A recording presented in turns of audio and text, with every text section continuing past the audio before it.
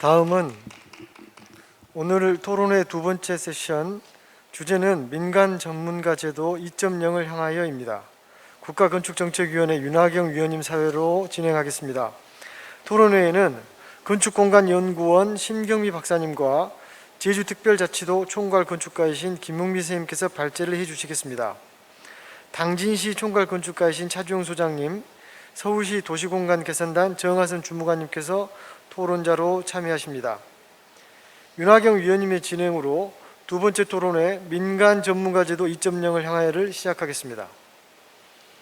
네, 안녕하세요. 윤하경입니다. 두 번째 세션 주제는 민간 전문가 제도의 다음 단계를 도약하는 내용입니다.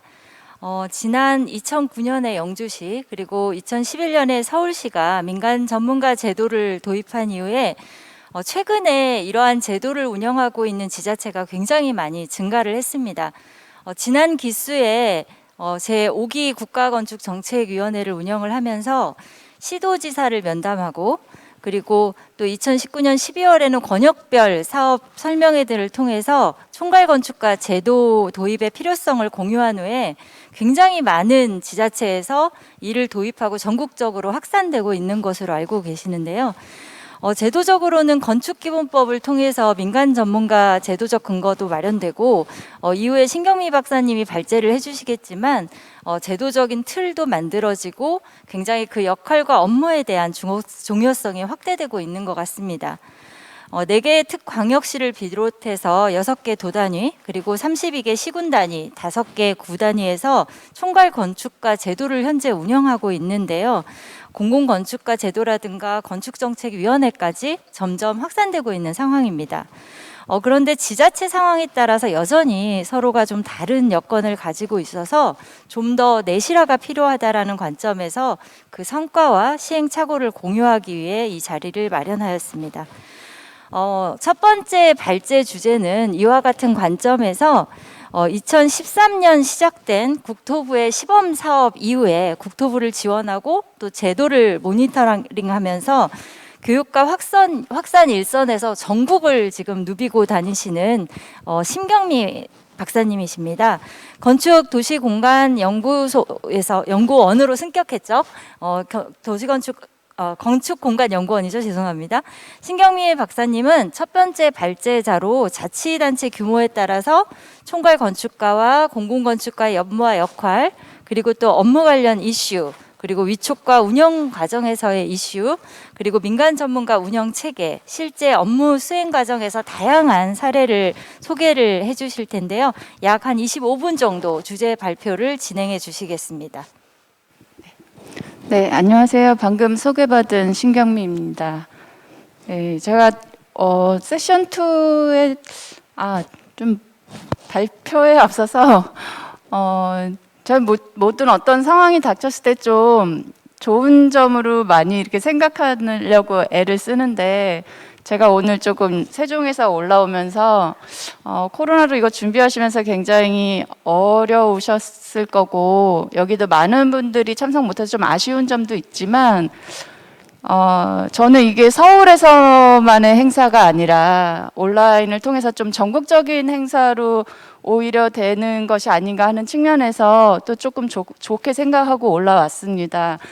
그래서 저도 기차 안에서랑 또 이동하면서 계속 화면으로 소리로 들으면서 같이 참여할 수 있게 돼서 굉장히 좀 좋았고요. 그런 측면에서 지금 서울에 오시지 못하는 전국의 건축가 분들도 이걸 많이 참여하고 계시지 않을까, 많이 참여하고 계셨으면 좋겠습니다. 네, 그래서 제 발표는 저기 있는 제목인데요. 바로 본론으로 들어가겠습니다. 저희 지금 연구소에서 매달 이 전국 지자체 민간 전문가 운영 현황을 조사해서 공공건축 지원센터 홈페이지에 게재를 하고 있습니다. 10월 말 기준으로 보면 지금 전국적으로 48곳에서 이 제도를 운영을 하고 있고요. 물론 총괄건축가만 계신 데도 아직 5군데 있고, 또 총괄건축가 없이 공공건축가만 계신 데도 12곳 됩니다. 총 48곳에서 운영을 하고 있고 규모는 이제 1,000명을 넘어서고 있습니다. 제가 가만히 오면서 따져봤더니 우리나라 아마 267개 정도 지자체가 있는 걸로 알고 있는데 평균적으로 따지면 5분이 이제 뭐 활동하고 계신다 이런 숫자적으로는 되겠습니다. 왜 민간 전문가 제도 2.0이냐? 저희 세션 2의 제목하고도 연결이 되는데요. 이 표 보시면 위에가 지자체에서 총괄 건축가를 도입한 그 누적 숫자입니다. 밑에는 국토부가 이 제도를 확산하기 위해서 지원을 했던 지자체인데요. 아래쪽에 있는 데는 조금 아쉽지만 제도를 2년 정도 지원한 이후에 지속적으로 운영하는 데는 사실 몇 개 안 돼요. 위에는 이제 누적 개수로 보시면 저희가 흔히 잘 알고 있는 영주시랑 서울시를 포함해서 이 제도를 2년 이상 운영하고 있는 데는 단 7군데밖에 없습니다. 거꾸로 얘기하면 2019년부터 지금 올해 나머지 29군데 지자체가 이제 이거를 막 도입을 했다는 거죠. 그래서 이제 막 확산의 계기에 드는 측면에서 이제 2.0을 준비해야 되지 않을까 이런 생각입니다. 본격적인 논의에 앞서서 계속 얘기를 해서 지겨우실 수도 있겠지만 짚고 넘어가야 될 것 같습니다. 제도는 지금 건축기본법 2007년 제정 당시부터 이 규정은 있었고요. 그렇지만 계속 민간 전문가라는 용어로 통칭되고 있고 시행령에는 자격기준 업무범위 규정 요걸로만 되어 있습니다. 저희가 계속 쓰고 있는 총괄건축가 공공건축가 용어는 잘 아시다시피 서울시 건축기본조례에서 처음으로 들어와서 이제 쓰고 있는 용어입니다. 그렇지만 여기 있는 것처럼 각종 개별 사업법에서 이미 총괄계획가라는 용어가 법적으로 쓰이고 있는 상황입니다. 특히 도시재정법 같은 경우는 건축기본법보다 앞선 2005년부터 이런 용어를 써서 자체적으로 수행하는 사업을 총괄하는 전문가로서 사용을 해오고 있습니다. 반면에 다른 200여 개 넘는 법에서는 민간 전문가라는 용어를 일반 명사로 통칭해서 쓰고 있습니다. 소위 관련된 심의위원을 구성할 때 민간의 외부 전문가로 구성한다. 이런 부분에 있어서 이 용어가 쓰이고 있고요. 아이러니하게 서울시에서는 서울시 건축기본조례 말고 별도로 민간 전문가 시정 참여인이 지역에 관한 조례를 운영하고 있는데 이 조례는 저희가 지금 이 말하고자 하는 제도와 반대로 민간 전문가를 너무 남용하면 안 된다 하는 취지를 담기 위해서 제정된 조례라고 할 수 있습니다. 해외에 저희가 이렇게 써놓은 것처럼 사실 명칭은 각 지역에서 어떠한 역할을 하느냐에 따라서 조금씩 용어가 다른 게 사실이어서 이거를 뭔가 규정을 꼭 해야 되나 하는 싶은 생각은 있지만 민간 전문가라는 통칭 외에 조금 더 구체적인 용어가 이제는 법에 마련되지 않을까, 관련된 규정들도 나와야 되지 않을까 하는 생각입니다. 다행히 지금 국회에 공공건축 특별법이 발의되어 있고요. 거기에 이제 처음으로 총괄 건축가 / 총괄 계획가, 그다음에 공공건축가가 이제 처음으로 제정이 되면 법적 용어로 될 것 같습니다. 다만 조금 아쉬운 거는 저 위쪽에는 저희가 작년에 국건이랑 아울이랑 국토부가 같이 참여해서 국토부가 지금 배포한 가이드라인인데요. 공공건축가의 업무가 공공건축 특별법에는 마치 조금 설계 단계부터 들어가는 것처럼 읽힐 수도 있지 않을까, 그런 우려는 저는 조금 있습니다. 본격적으로 들어가기 전에 이제 요 커트는 제가 오늘 말씀드리는 민간 전문가 제도는 지자체에서 운영하는 민간 전문가라는 점을 먼저 좀 밝혀두고 싶습니다. 행복청이나 서울시 교육청, 한국철도공사처럼 공공기관에서 또 운영하는 민간 전문가도 있고요. 많이 아시겠지만 도시재생 뉴딜 사업이나 문체부의 문화도시 사업, 샛들마을 사업 이런 데서도 각각의 프로젝트를 총괄하는 전문가를 운영하고 있는데 거기에 해당되는 거는 오늘 발표에서는 논외로 하겠습니다. 먼저 이제 업무 및 역할에 대해서 말씀을 드리겠습니다.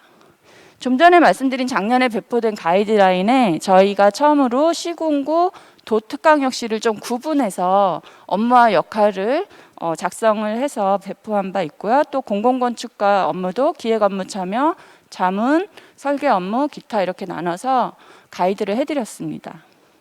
근데 이후에 뭐 한 올해 초반만 해도 또 상황이 많이 다르긴 했는데 이 총괄건축가 업무 관련된 이슈로 도단위 총괄 운영 필요하냐, 또 이제 도시 규모별로 지금 보면은 뭐 성남, 용인 이런 데는 100만에 이르고 있고요. 또 영주, 부여군 뭐 이런 데는 3만 이하입니다. 그래서 이렇게 도시 규모 편차가 큰데 업무의 내용이 같은 게 맞냐? 아까 좀 전에 민현 선생님도 말씀하셨지만 지역의 특성을 고려해야 하는데 그런 부분에 대한 이제 요구들이 좀 있었습니다. 도단위 총괄 운영은 결론부터 말씀드리면 필요하다. 이 얘기가 왜 나왔냐면 도는 사실은 관할 지역이 없는 셈이잖아요. 그래서 이제 도에서도 총괄 건축가가 도입됐을 때 도대체 무슨 일을 할 수 있을까 이런 얘기들이 좀 있었습니다.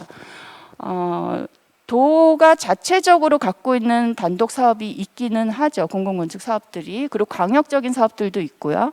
그렇지만 대부분은 시군에서 사업 주체가 되기 때문에 어떤 역할을 할 수 있을까 이런 부분들이 나왔던 거고, 필요하다는 의미는 지금 여기 있는 것처럼 사실은 시군 단위의 공공건축가 제도를 다 운영할 여력이 없고 이 제도를 자체를 모르는데도 사실 많고요. 그래서 여기 지금 있는 거는 경남도의 경우인데 저기 보시는 것처럼 경남도에 이제 민현 선생님이 총괄로 가시고 나서 관할 지역에 이 제도가 이제 많이 확산이 되고 있는 상황입니다. 그리고 여기에는 없지만 건축사업산업진흥법 개정으로 인해서 공공건축지원센터 지역 그게 이제 도 단위 정도에는 좀 설립할 만하다. 그래서 그것이 이제 또 광역 도 단위에서는 지원센터 운영을 통해서 그 역할을 좀 할 수 있을 것 같습니다. 그리고 도시규모별 업무 차별화 필요하지 않냐 이 부분은 처음에는 저희가 그래서 시군구를 인구 규모별로 업무와 역할 가이드를 다시 만들어야 될까 이 생각을 했었는데요. 쭉 현황을 살펴보고 저희가 작년에 나간 가이드의 업무와 역할을 살펴보니까 도시 규모별로 이 업무는 더 해야 되고 이 업무는 빼야 되고 이런 거는 없더라고요. 그래서 결론적으로는 저희가 나간 가이드가 그냥 해야 될 업무를 나열해 놨기 때문에 어느 도시에서 어떤 업무를 더 우선으로 중요하게 해야 되는지에 대한 가이드가 없다.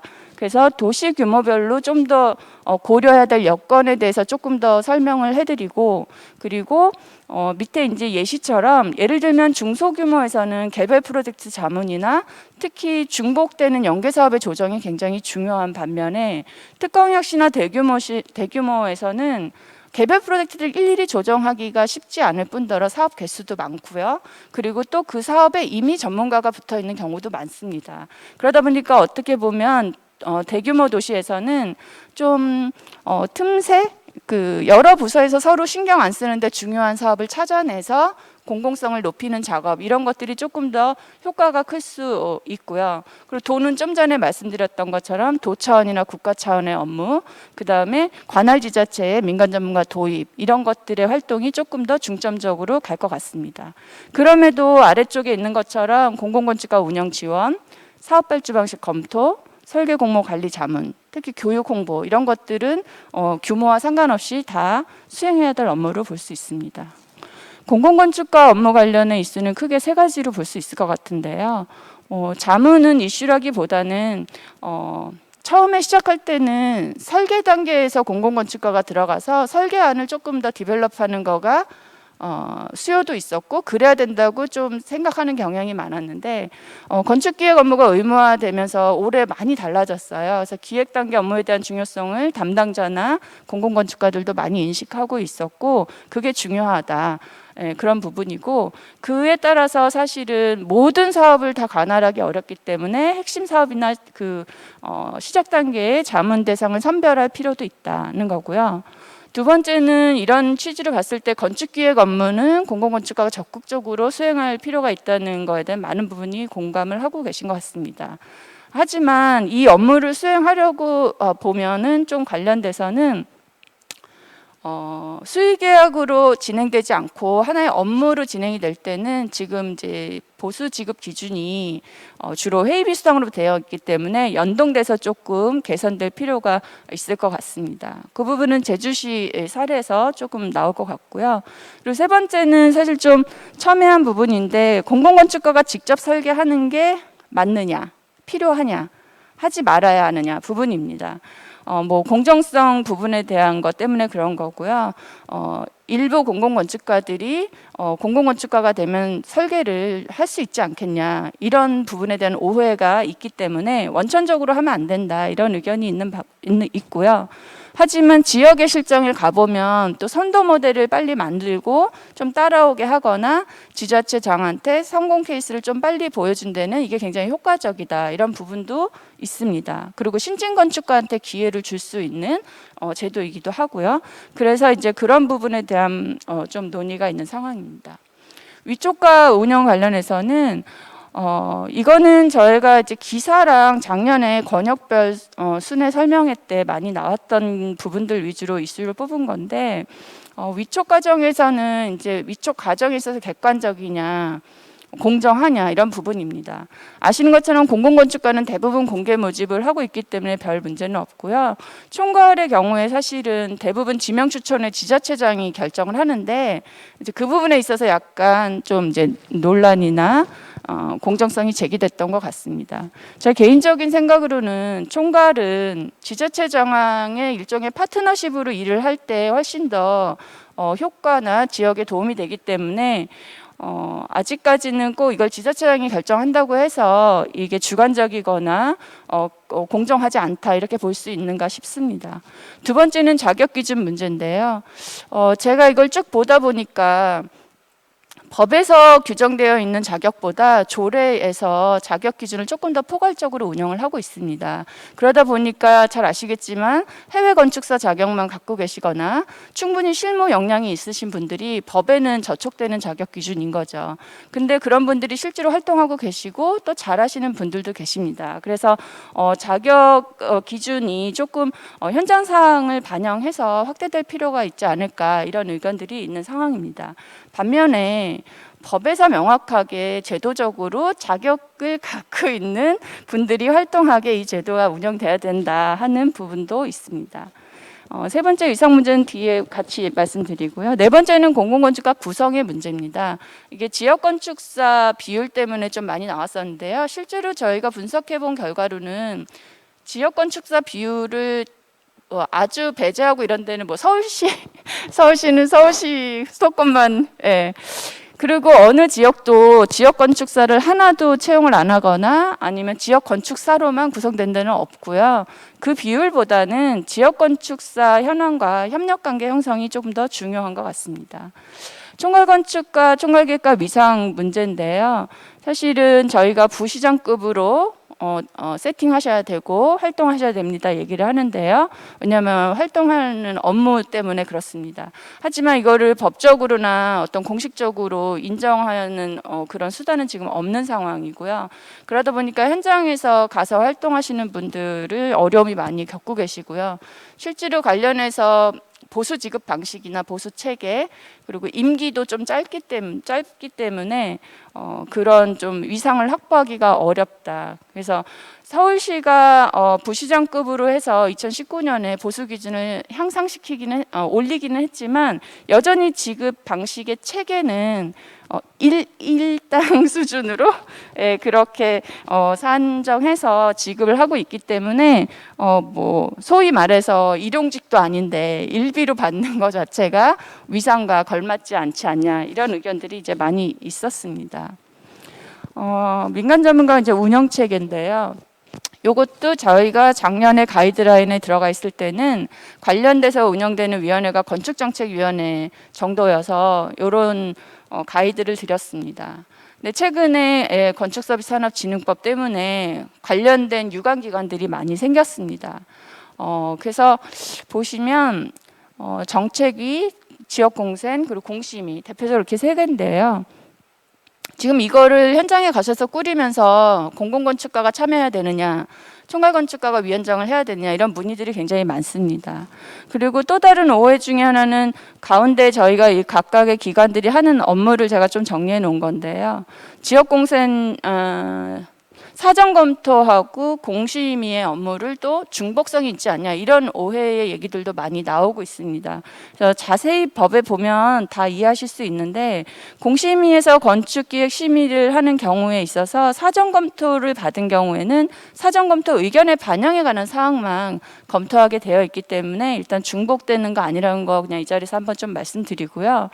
구성에 관련해서는 사실 지역 건축정책위원회는 총괄건축가랑 공공건축가가 활동하는 업무들이랑 굉장히 직접적인 업무들을 심의하거나 자문을 합니다. 그래서 저희가 이 건축정책위만큼은 위원장을 총괄건축가, 총괄계획가가 하시도록 권장을 하고 있고요.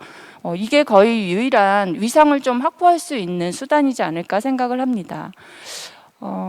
지역공생 같은 경우는 아까 말씀드린 대로 이게 모든 지역에 만들기 좀 어려운 상황이고 도 단위에서 지금 아까 지자체의 경우에는 3군데 지금 만들어 놨는데요.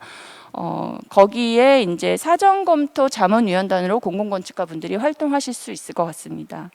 그리고 가장 첨예하게 이제 공심위 같은 경우는 심의기구인데 총괄건축가나 공공건축가가 앞서 업무에서 제가 건축기획에 적극적으로 참여하고 활동하셔야 된다 했는데 그걸 본인들이 수행하고 본인들이 심의하는 모양새가 되기 때문에 이 공심위를 구성할 경우에는 그런 총괄이나 공공건축가가 어떠한 활동을 얼마만큼 비중 있게 하느냐에 따라서 지역별로 조금 구성을 달리 구성할 수 있을 것 같습니다. 실제로 지금 저희가 총괄건축가가 계신 운영하는 지자체 29군데만 조사를 해본 건데요. 운영 현황을 보면 공심위 같은 경우에는 거의 절반 이하가 총괄건축가분이 위원장을 하고 있는 정도입니다. 그리고 정책위 같은 경우도 지금 작긴 하지만 그래도 정책위는 이제 위원장을 총괄이 많이 이제 하고 계신 상황이어서 거꾸로 말씀을 드리면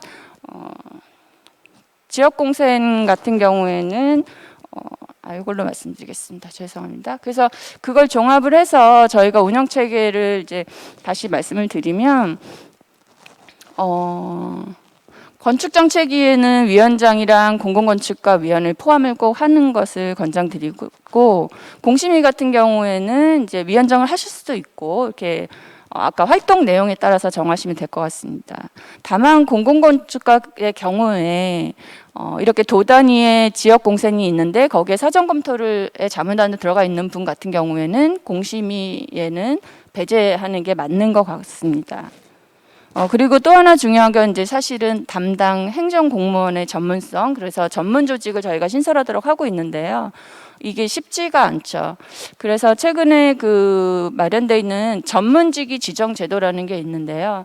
이게 조금 그 한 부서에 3년 정도 고정으로 업무를 하시게 되고 그럴 경우에 가점제나 인센티브를 주도록 하는 규정이 공무원 임용령에 있다고 합니다. 그래서 이걸 조금 적극적으로 활용하도록 저희가 얘기를 하고 있고요. 그리고 정책위, 총괄건축가, 공공건축가 운영하는 부서가 대체로 건축 관련 부서이면 문제가 별로 없는데요. 사실 도시재생 관련된 부서에서도 이 업무를 하는 지역이 많아요. 그렇게 되면 심의를 하는 담당 부서랑 이거를 운영하는 부서랑 서로 다른 부서가 됩니다. 그래서 그렇게 부서가 여러 개로 나눠져 있을 경우에는 어떤 식으로든 상호 연계가 될 수 있도록 운영을 하셔야 된다. 이런 부분을 말씀드리겠습니다. 네 번째로는 이제 업무 수행 체계랑 협조 체계입니다. 여기 지금 써 있는 5개 정도가 총괄건축가분이 주로 하셔야 될 업무를 적은 건데요. 새로운 건 없고요.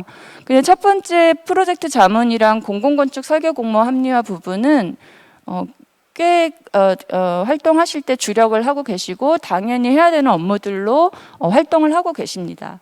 반면에 세 번째, 네 번째 같은 업무는 아직 많이들 못하고 계시는 업무이기도 하시고 또 인식을 많이 못하시는 부분이기도 합니다. 그리고 어떻게 해야 그걸 할 수 있을지에 대한 것들도 많이 공유가 안 되고 있는 부분인 것 같습니다. 그리고 마지막에 이제 부분은 교육 관련된 부분인데요. 그래서 계략적으로나마 총괄 건축가가 해당 지역에 위촉이 바로 되시고 나서 어떻게 업무를 진행을 하는 게 가장 효과적인가를 그냥 간단히 좀 말씀드리려고 합니다. 마지막에 있던 교육 부분이 사실은 교육하면 되지, 답사 가면 되지, 교육이 어려워 이렇게 이제 많이들 쉽게 생각하실 텐데요. 사실은 이 업무는 지역의 다른 부서, 관련된 부서 혹은 지자체장 이런 분들의 이해나 협조가 없으면 진행될 수가 없는 업무입니다. 그래서 가셔서 다행히 굉장히 협조적이고 잘하는 지자체는 이게 별로 중요하지 않을 수 있는데요. 여러 가지 이유로 현장에 가셔서 정말 한 발자국도 못 떼고 못 움직이거나 오해를 사시거나 심지어 비방을 받거나 여러 가지 그런 어려움에 처해 있는 경우가 있는데요. 그런 경우에 보면 사실은 교육을 가장 먼저 하시는 게 좋습니다.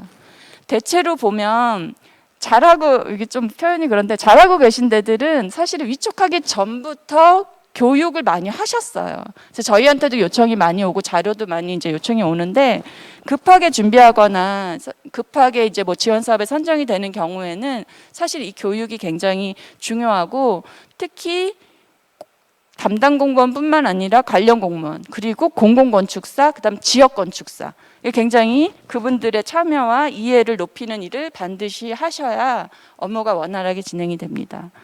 두 번째로는 그냥 갖고 오는 사업부서 요청에 의한 자문을 수동적으로 하는 것은 굉장히 업무가 제한적이고요. 이런 제도의 공감대가 형성이 되고 나면 사실은 건축도시 관련 부서에서 어떤 사업들이 진행되고 있는지 파악을 하셔야 됩니다. 그거를 하고 나면 구체적인 업무 수행 체계를 마련해야 되는데요. 이제 이 과정에서 아까 말씀드린 대로 모든 사업을 참여할 수가 없기 때문에 필요하면 중점적으로 참여할 소위 핵심 사업을 선정을 하시고 그리고 그 사업에 관련된 부서만큼은 같이 협력하자고 합의를 하시고 시작하시는 게 굉장히 중요합니다.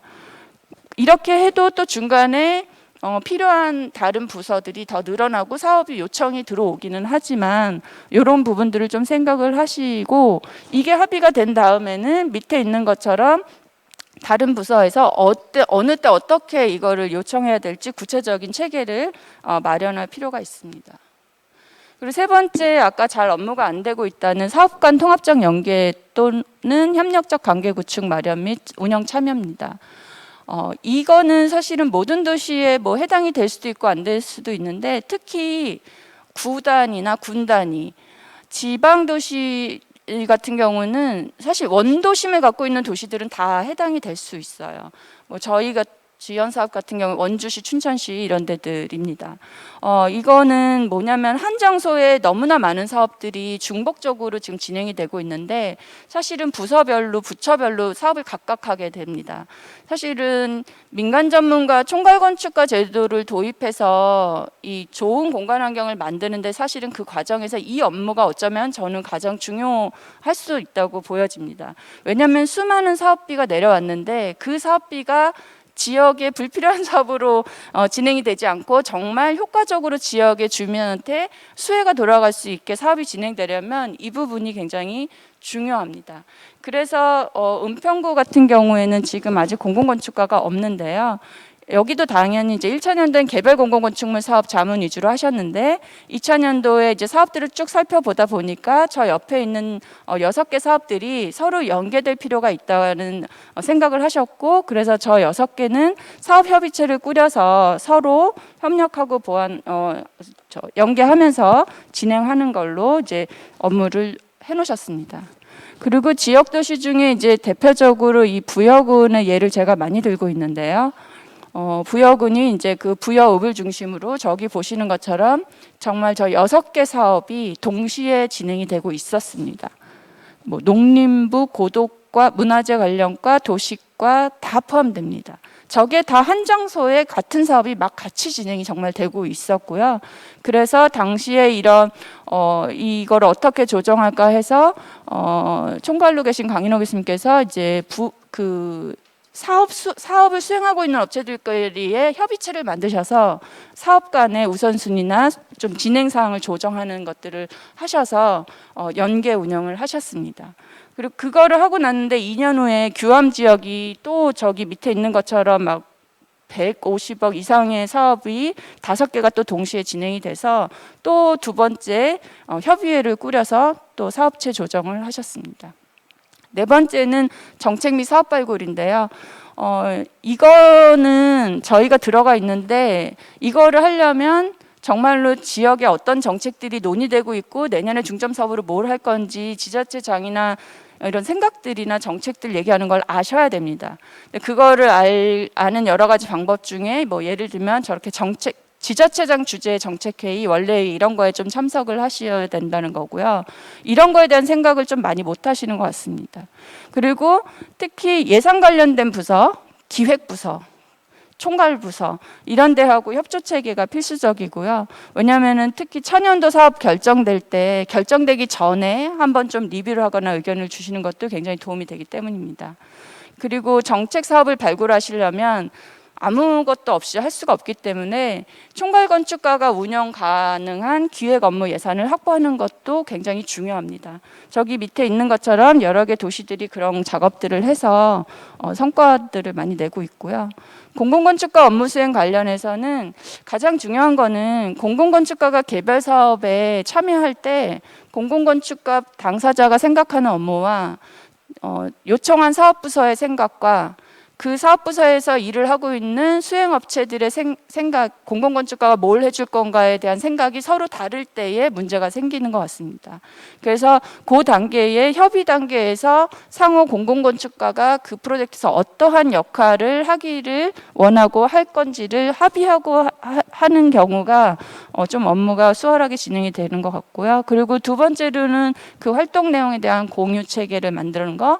그다음에 무엇보다도 공공건축가들이 기본적으로 자문을 해서 많은 역할을 하고 있지만 조금 더 공공에 기여를 하는 사명감 있는 업무를 하시고 싶어 하시고 또 그걸 하실 때 굉장히 보람을 느끼는 것 같습니다. 그래서 총괄건축가가 공공건축가와 같이 어떤 업무를 하거나 정규적인 모임을 갖는 것들이 사실은 이 업무를 하시는 분들 당사자들한테는 굉장히 중요한 것 같습니다. 수원시랑 당진시 사례고요. 당진시 같은 경우가 올해 공공건축가 분들 새로 오신 세 분이랑 기획 비용을 마련하셔서 이런 표준 모델을 개발을 했는데 이런 케이스들은 좀 다른 지역에도 일반화시켜서 적용할 수 있기 때문에 작은 비용으로 상당히 지역에 큰 효과를 주는 성과라고 보여집니다.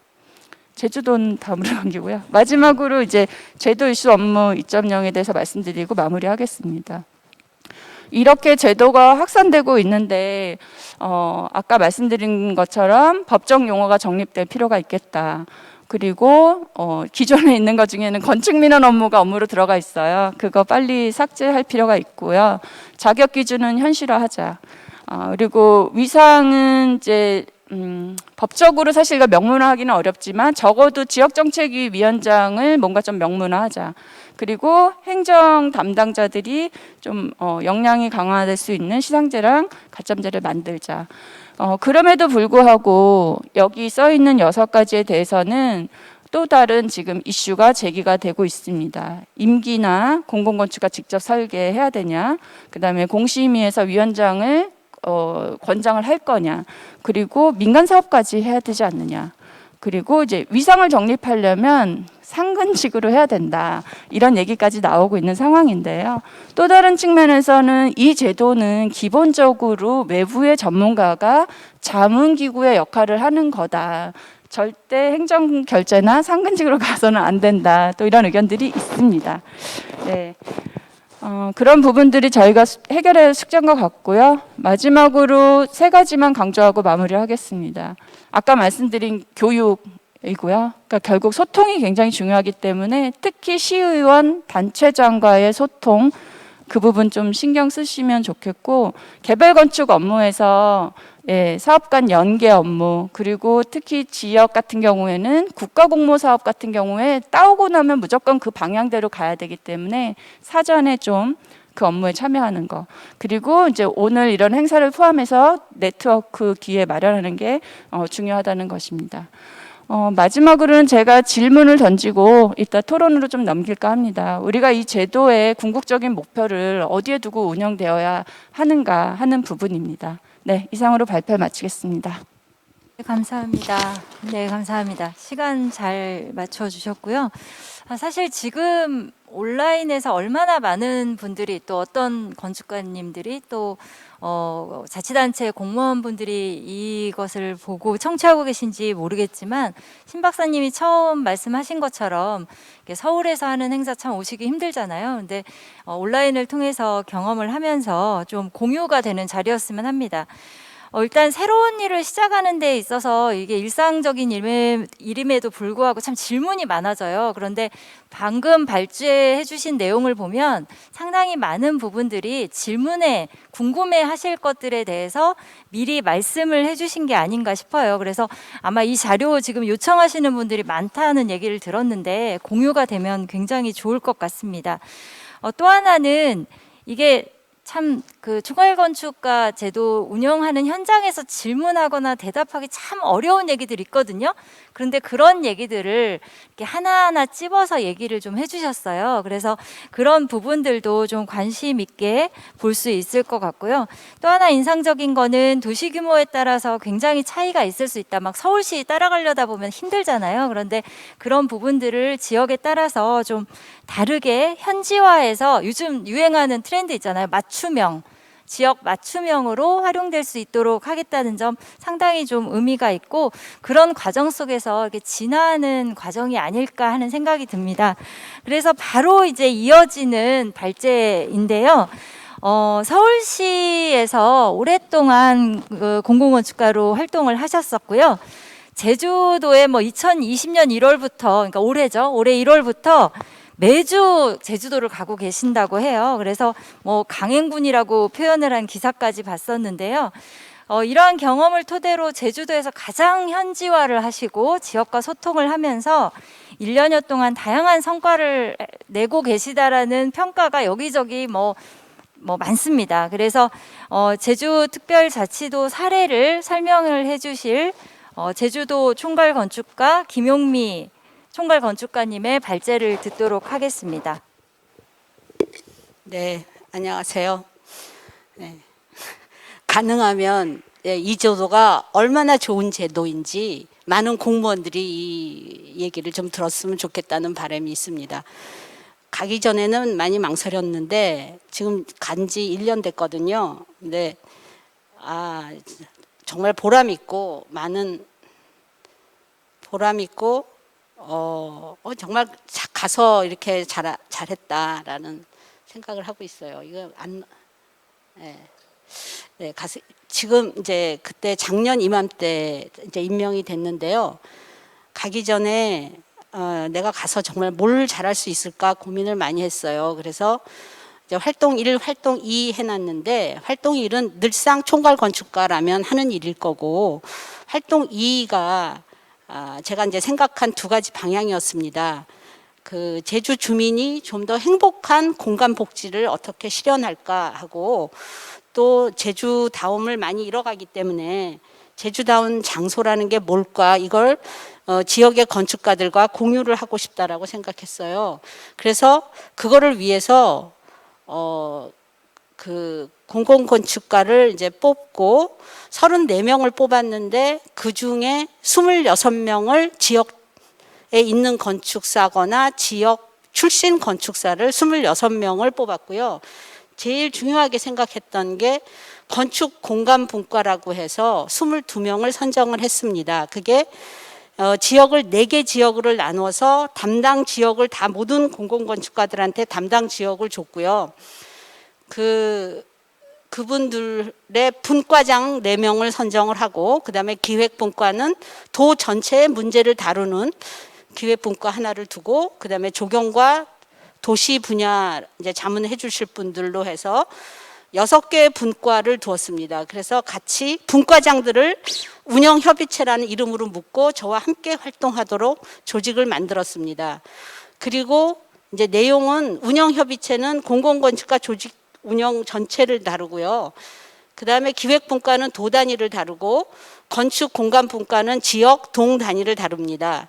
그리고 이제 도시 조경 분과가 있고요. 이렇게 해서 일상 속 도시 공간 복지 실현이라는 이제 주제를 가지고 전 이제 22명의 공공건축가를 한테 지역을 이제 다 나눠줬어요. 그러니까 지역을 나눠줄 때 자기 연고지를 주로 선택하게 했고요. 그리고 이제 장소 유휴 공간 아니면은 의미가 있는 공간을 그 조사를 해오도록 했습니다. 그래서 어마어마한 조사 분량이 이제 쌓였죠.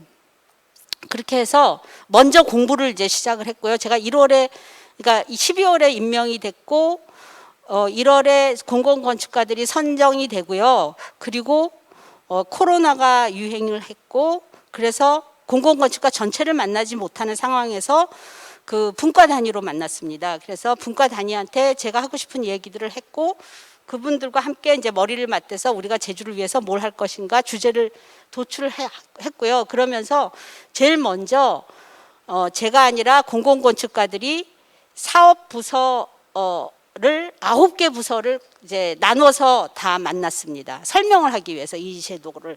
그러니까는 그 공무원 교육이 중요한데 코로나 상황이기 때문에 공무원 교육을 할 수 없는 상황이었어요. 그래서 다 모아서 뭔가를 얘기해 드릴 수 있는 상황이 아니었기 때문에 분과장님들과 그 지역 건축가들이 같이 이제 부서 방문을 서로 나눠서 하기로 했죠.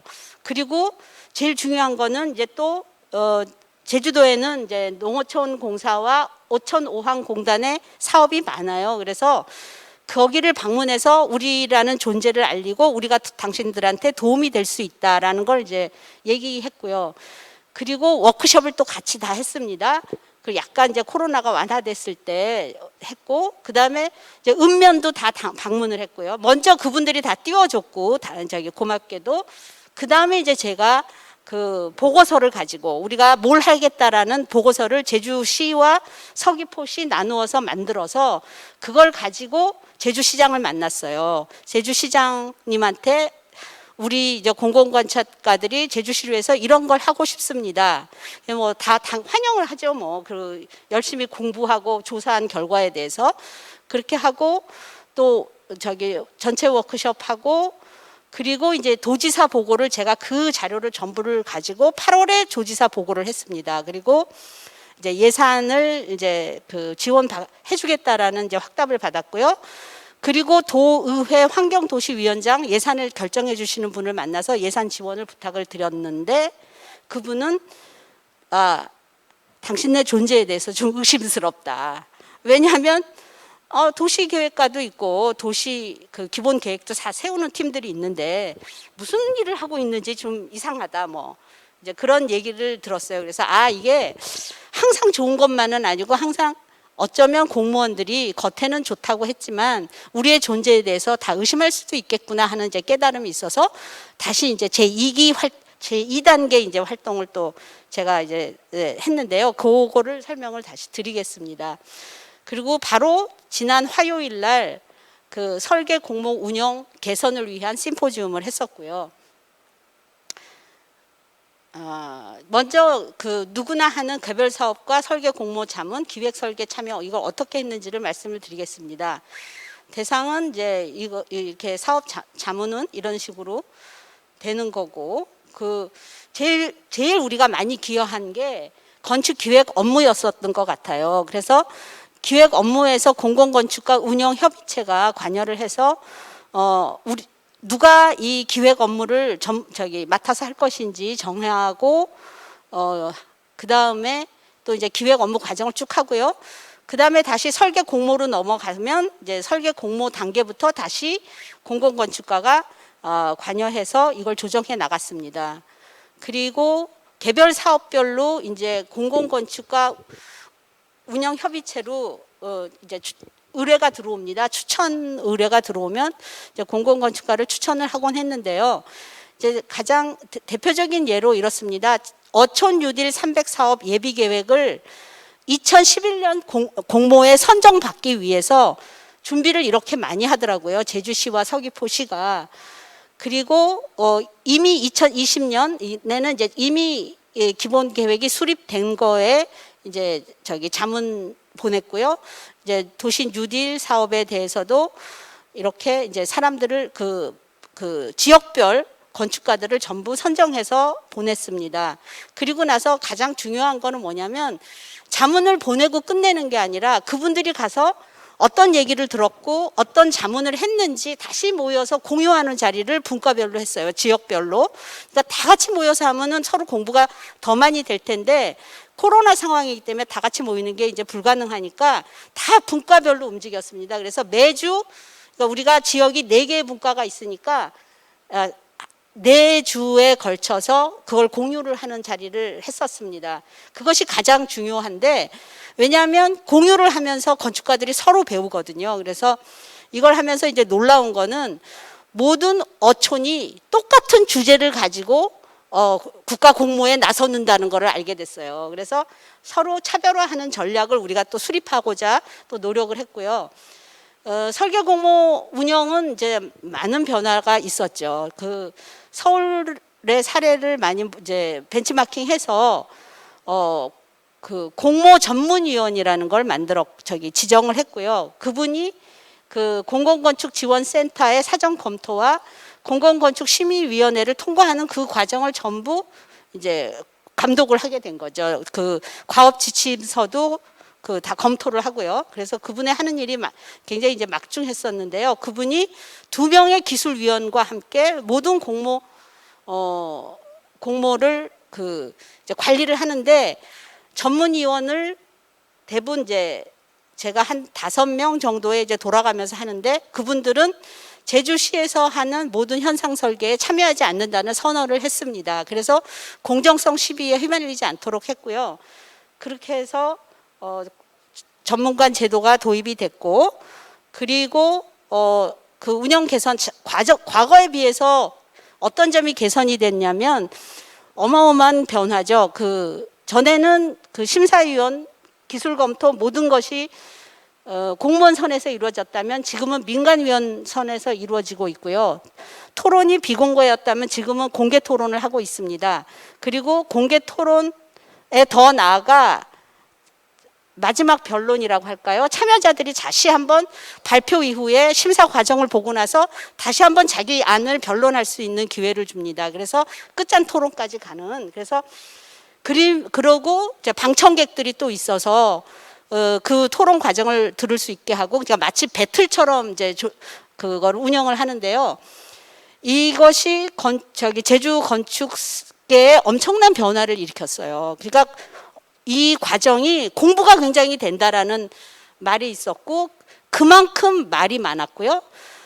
부정적인 얘기, 긍정적인 얘기 너무 말이 많아서 지역사회가 제가 할 수 없이 이제 지난 화요일 심포지움을 열게 된 겁니다. 모든 사람이 와서 하고 싶은 얘기를 해라. 그래갖고 그것 또한 이제 서로 이제 오해를 해소하는 자리가 됐었고요. 이제 뭐 이런 식이에요.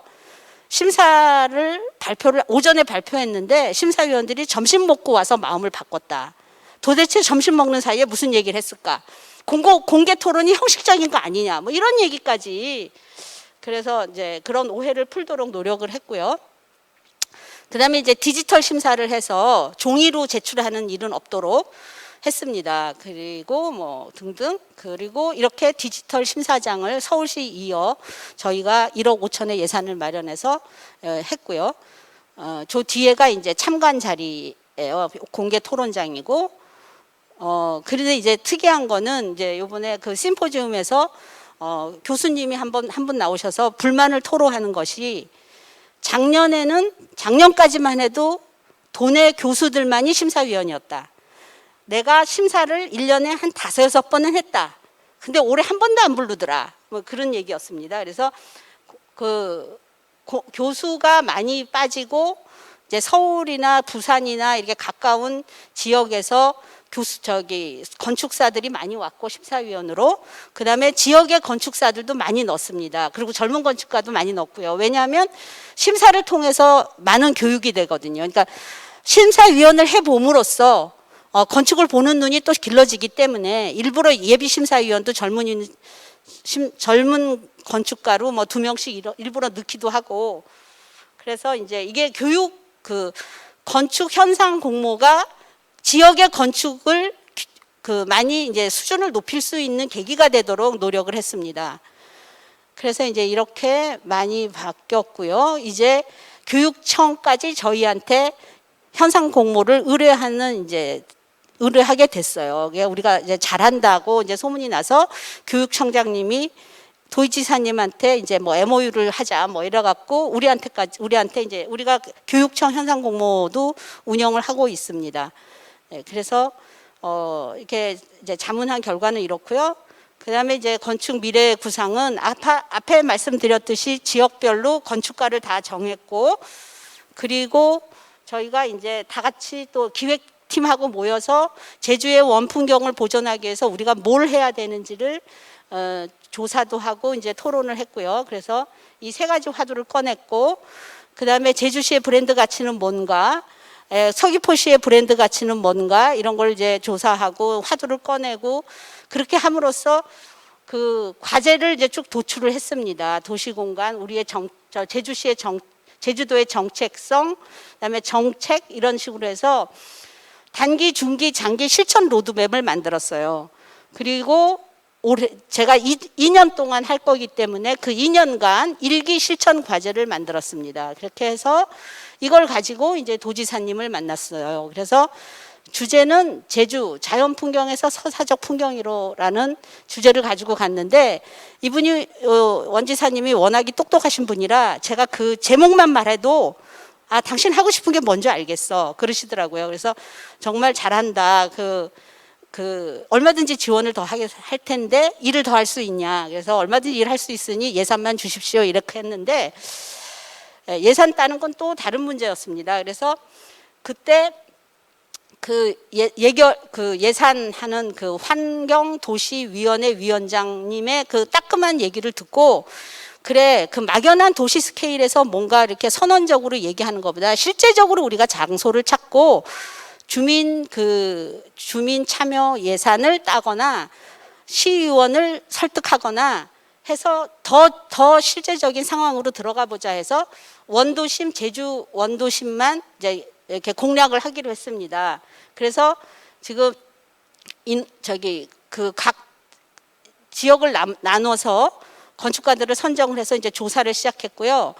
이제 이렇게 매번 만나는, 수도 없이 이제 건축가들끼리 만나는 거예요. 그래서 이 민간 전문가 제도가 정말 좋은 건 건축가끼리 서로 소통하고 만나면서 공부를 굉장히 많이 할 수 있는 계기가 된다, 그런 얘기고, 오른쪽 지도 같은 거는 이제 제주 원도심에 공공이 가지고 있는 땅을 다 표시를 하고요. 그것을 우리가 어떻게 연결하고 어떻게 활용할 수 있을까에 대한 아이디어를 이제 도출하는 작업을 하고 있습니다. 그리고 예를 들면 이제 이창규라는 젊은 건축가 한 분이 이 산지천 하나를 보행로로 연결할 수 있는 가능성을 만들어 보자고 했고, 거기에 저렇게 이제 황량한 풍경에 귤나무를 심자라는 제안을 했어요. 그래서 이런 정도는 귤나무 심는 정도로 풍경이 바뀔 수 있다면 얼마든지 예산을 마련할 수 있는 거잖아요. 그래서 이것도 저희가 내년에 사업으로 선택을 하려고 하고요. 그리고 이제 서귀포시는 서귀포시대로 건축가들이 딱 모여서 원도심을 가지고 공부를 하고 있습니다. 그래서 이렇게 제가 이제 이게 총괄 건축가 방인데요. 다들 모여서 이렇게 공부를 하고 있는 모습이고요. 이렇게 해서 이분들이 이제 최종 세미나가 12월 말에 있을 예정이고, 내년 3월에는 성과품 전시를 할 예정입니다. 그래서 서울에 와서 전시하자는 게 이제 이분들의 지금 희망이고요. 네, 활동 결과물은 이제 이렇게 활동을 하면 어떤 보답을 하는지에 대한 이야기입니다. 그래서 언제까지 활동 보고서를 며칠 내에 내야 된다라는 얘기가 여기 쓰여 있고요. 그리고 그 수당은 어떻게 지급하는지, 수당액은 얼마인지 이거에 대한 기준을 저희가 다 정했습니다. 그리고 일의 난이도에 따라서 A급, B급, C급으로 나눠서 집행을 하고 있고요.